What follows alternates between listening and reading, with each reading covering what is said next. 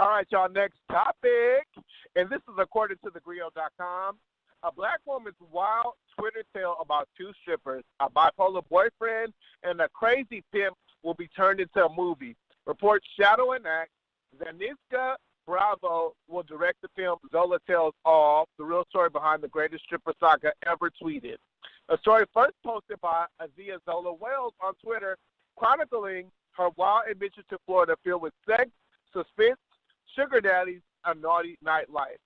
The Twitter rant was so ridiculous and funny that it caught the eye of several Hollywood heavy hitters like director Ava DuVernay and Missy Elliott.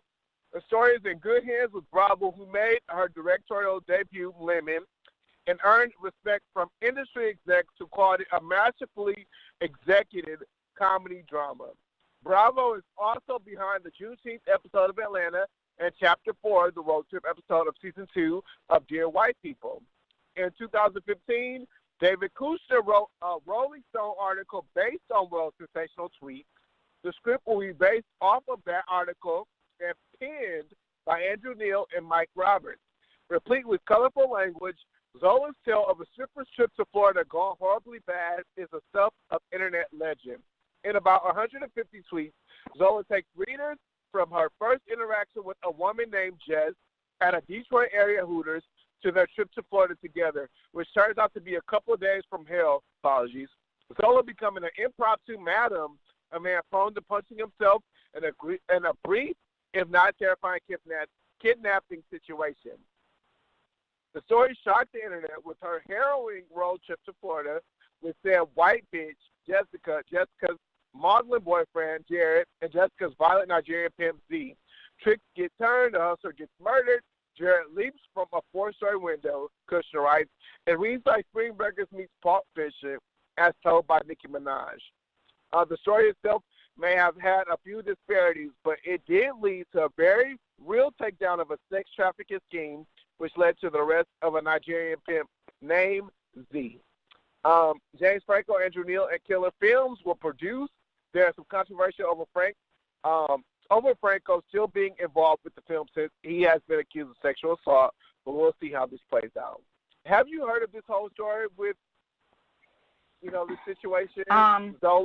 No, but it kind of reminds me of the movie with Little Mama and, her pimp where she was, getting beat on and stuff by dude, and, she was, this type of girl, and she went out and did, the movie I'm talking about, right? Yes, of course, on TV One, when Love Kills.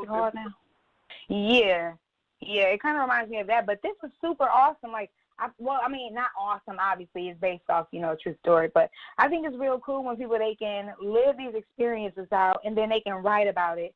And somebody, they notice it and they can, that's they glow up.